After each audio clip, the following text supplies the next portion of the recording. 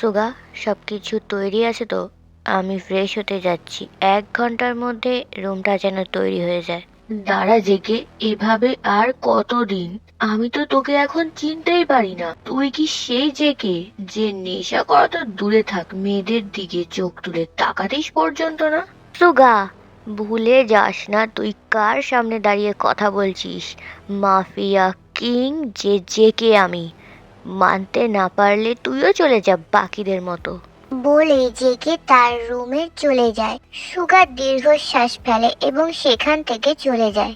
Jeon Jungkook অন্ধকার জগতের রাজা, মাফিয়া কিং জেজেকে। তার আরো একটি পরিচয় আছে, জিওন ইন্ডাস্ট্রির বর্তমান সিইও মিন ইয়ঙ্গি সুগা। জেকের বন্ধু, ছোট থেকে বড় হয়েছে একসাথে। সুগা অনেক ছোটবেলায় পরিবার হারিয়েছে। সেই ছোট্ট বয়সেই জেকের পরিবার তাকে আপন করে নিয়েছে। জেকের পরিবারই তার পরিবার। মাফিয়া কিং জেজেকে তুখর বুদ্ধিসম্পন্ন, রুড হার্ডলেস মানুষরূপী শয়তান। প্রতি রাতে ড্রিঙ্কস এবং মেয়ে তার লাগে। তবে এখনো পর্যন্ত সে স্যাটিসফাইড হতে পারেনি, কারণ কোনো মেয়েই তাকে হ্যান্ডেল করতে পারে না। কেউ প্রথমেই হাল ছেড়ে দেয়, আবার কেউ কেউ 1 ঘন্টা পার হতে না হতেই হাল ছেড়ে দেয়। তবে জেকে আজ পর্যন্ত কোনো মেয়েকে জোর করে আনেনি। অন্যদিকে বিজনেসম্যান জিওন জাংকুক পুরো উল্টো, পরিবারকে অনেক ভালোবাসে, তাদের সকলের খেয়াল রাখে। এই হচ্ছে তার পরিবার, বাবা আরএম, মা জিন এবং তার ছোট বোন জিমিন, যে বর্তমানে বিদেশে আছে। হোয়াট? এখনো তো 8 ঘন্টাও হয়নি, তার আগেই? হ্যাঁ। সুগা, সুগা, বারবার তুই এক কাজ কেন করিস বলতো? তোকে না বলেছি সব ঠিকঠাক দেখে শুনে আনবি? এসব কি? 8 ঘন্টাও হয়নি এখনো? কি? এটাও? ও গড জেকে, নিজের উপর একটু তো কন্ট্রোল করতিস। তোর এই দানবের মতো শরীরটা এ কেন এর মতন 5 জন মিলেও হ্যান্ডেল করতে পারতো না। ঠিকই বলেছিস, মাফিয়া কিং জেজেকে কে হ্যান্ডেল করা এদের কাজ নয়। আমাকে কন্ট্রোল করার মতন এমন কেউ তৈরি হয়নি। যা হওয়ার হয়ে গেছে, এই দিকটা আমি সামলে নিচ্ছি। তুই তাড়াতাড়ি ফ্রেশ হয়ে ওই বাড়িতে যা। মামনির কড়া নির্দেশ, আজকে ব্রেকফাস্টটা তোকে ওই বাড়িতেই করতে হবে। জেকে বাঁকা হেসে ফ্রেশ হতে চলে যায়। মম, মম, কোথায় তুমি? এই তো আমার গাধার বাচ্চাটা চলে এসেছে, না ডাকলে তো এই বাড়িতে আসতে ইচ্ছে করে না হবে। মম, কানে লাগছে তো, কানটা ছাড়ো না। আরে আরে জিনু বেবি, তুমি এটা কি করছো? জিওন এন্টারপ্রাইজের সিইওর কান ধরে আছো? বাড়ির বাইরে ও সিইও হতে পারে, কিন্তু এই বাড়ির সিইও আমি। জিওন এন্টারপ্রাইজের সিইও হওয়ার আগে ও আমার ছেলে, আমার অধিকার আছে। তাই বেশি কথা না বলে যাও, গিয়ে ব্রেকফাস্ট টেবিলে বসো। এইভাবেই হাসি মজায় গোটা একটা দিন কেটে যায়। তবে রাত হতেই জেগে তার প্যালেসে ফিরে আসে। কারণটা তোমাদের জানা। প্যালেসে আসতেই জেগে সুগাকে কল করে। সুগা, রুম তৈরি কর। আজ না তোর ওই বাড়িতে থাকার কথা ছিল? তুই জানিস না আমি কোনোদিন ওই রাতে ওই বাড়িতে থাকি না। তুই ড্রিঙ্কস করছিস এভাবে আর কতদিন জেকে? তুই তোর শরীরের অবস্থা জানিস, তারপরেও এত তাড়াতাড়ি মেয়ে আমি কোথায় পাবো? আমি তো জানতাম তুই আজকে ওই বাড়িতেই থাকবি, তাই আমি যেটা করতে বললাম সেটা কর। আমার চাই মানে চাই। সুগাকে কিছু বলার সুযোগ না দিয়ে জেকে ফোন কেটে দেয় এবং আবারও ড্রিঙ্কস করতে শুরু করে। আজ জেকের এই অবস্থা কেন, চলো জেনে আসি। 4 বছর আগে একটি বিজনেস মিটিংয়ে একটি মেয়ের সাথে জেকের পরিচয় হয়। প্রথম দেখাতেই মেয়েটির মায়ায় পড়ে যায়। বয়সটা তখন কম, তাই ভালো লাগা আর ভালোবাসার মধ্যে পার্থক্যটা সে বুঝতে পারেনি। জেকে মেয়েটির প্রতি লয়াল ছিল, কিন্তু মেয়েটি তাকে ধোঁকা দেয় এবং জেকের খুব কাছের বন্ধুর সাথে পালিয়ে যায়। জেকে তখন কোমল হৃদয়ের এক প্রাণবন্ত ছেলে ছিল। এই আঘাত সহ্য করতে না পেরে অসুস্থ হয়ে পড়ে। তারই মাঝে হঠাৎ একদিন সে জানতে পারলো তার সেই বন্ধুটিকে মাফিয়ারা শেষ করে দিয়েছে এবং তার সেই প্রেমিকা নিখোঁজ। সেই ছেলেটি জেকের খুব কাছের বন্ধু কম ভাই ছিল। সে যাই করুক না কেন এমনটা সে কখনোই চায়নি। বন্ধুর মৃত্যুর খবর পেতেই জেকের অবস্থা আরো খারাপ হয়ে পড়ে। সময়ের সাথে সাথে সে সুস্থ হয়ে ওঠে এবং বন্ধুর এই পরিণতির বদলা নিতে অন্ধকার জগতে নিজের নাম লেখে এবং হয়ে ওঠে অন্ধকার জগতের রাজা। জেকে এইসব নিয়েই ভাবছিল তখনই দরজাতে কেউ নক করে। জেকে জানে এখন কে আসতে পারে, তাই অনুমতি দিয়ে দেয়। সুগা ভেতরে আসতেই জেকে সব ব্যবস্থা হয়ে গেছে। আমি আসছি, কাল দেখা হবে। হ্যাঁ, সুগা এভাবে চলে গেল কেন? সত্যি সব ঠিক আছে তো? আহ, আমাকে ফ্রেশ হতে হবে। জেকে বেশি কিছু ভাবে না, ফ্রেশ হতে চলে যায়। অন্যদিকে একটি সার্ভেন্ট একটি মেয়েকে রুমে দিয়ে যায়। কিছুক্ষণ পর জেকে ফ্রেশ হয়ে বাইরে বেরোতেই দেখে বেডে একটি মেয়ে বসে আছে। এটা মেয়ে নাকি কোনো পরী? আমার এমন অনুভূতি হচ্ছে কেন? ওই জেকে তো কবেই মরে গেছে, তবে এমনটা কেন হচ্ছে? তৎক্ষণাৎ জেকে নিজেকে সামলে নেয় এবং সে মেয়েটির সামনে এসে বসে। এই মেয়ে, তোমার নাম কি? ছাড়ো, আমার নাম জেনে কি কাজ?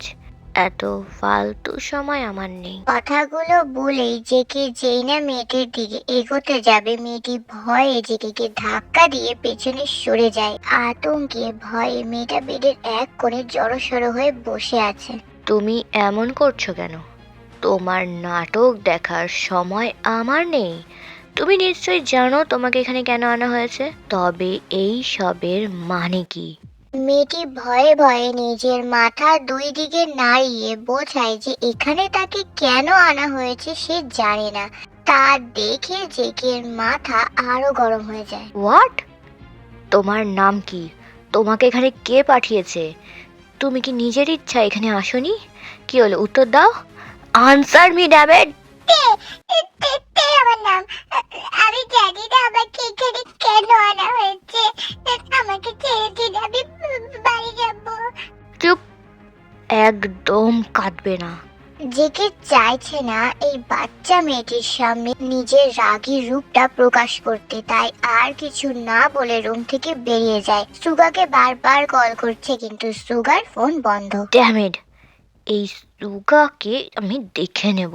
এটাই ছিল সেই কারণ যার জন্য ও অমন আচরণ করছিল। জেকে রুম থেকে বেরিয়ে চিৎকার করে সার্ভেন্টদের ডাকতে শুরু করেন। 1 ঘন্টার মধ্যে মেয়েটিকে ফ্রেশ করিয়ে আমার রুমে পাঠাবে। এখানে বলে রাখি, জেকের বেডরুমে যাওয়ার পারমিশন কাউর নেই। তার একটি সিক্রেট রুম আছে, সেই রুমটিতে ড্রিঙ্কস করা, মেয়েদের নিয়ে নাইট স্পেন্ড করা, সেই সমস্ত কাজ সে সেখানেই করে থাকে।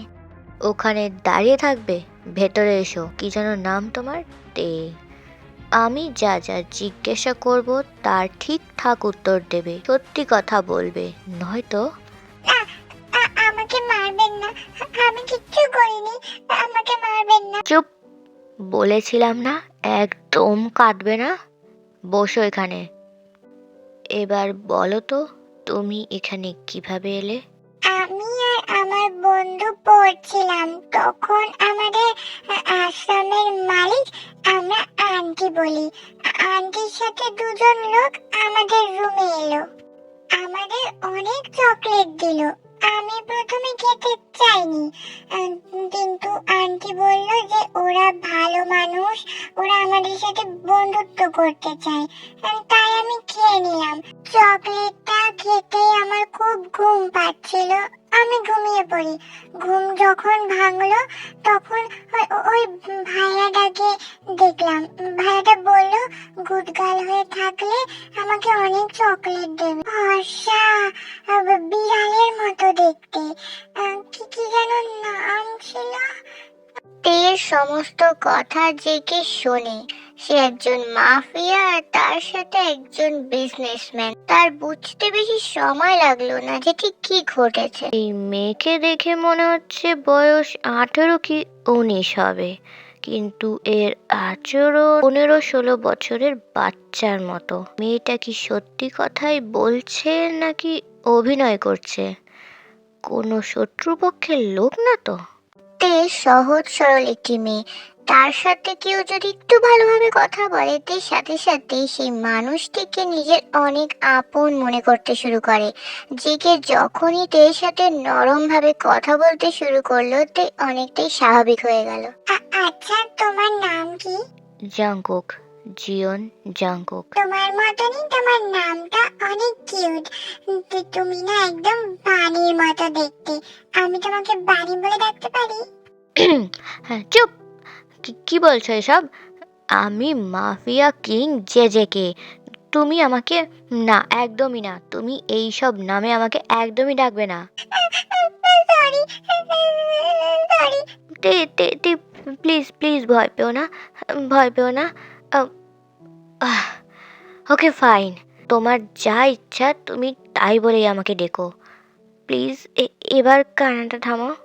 জেগে যায় না সে এমনটা কেন করছে, তবে তের চোখের জল তার সহ্য হচ্ছে না। তে ধীরে ধীরে চোখ মেলে দেখে যে গেঠোরটা পাউট করে বানিদের মতো তার দিকে তাকিয়ে আছে। তে সাথে সাথে খিলখিল করে হেসে দেয়। তে পাখি, তোমার নিশ্চয়ই খিদে পেয়েছে, কি খাবে বলো? কি বললে? কেন, তোমার পছন্দ হয়নি?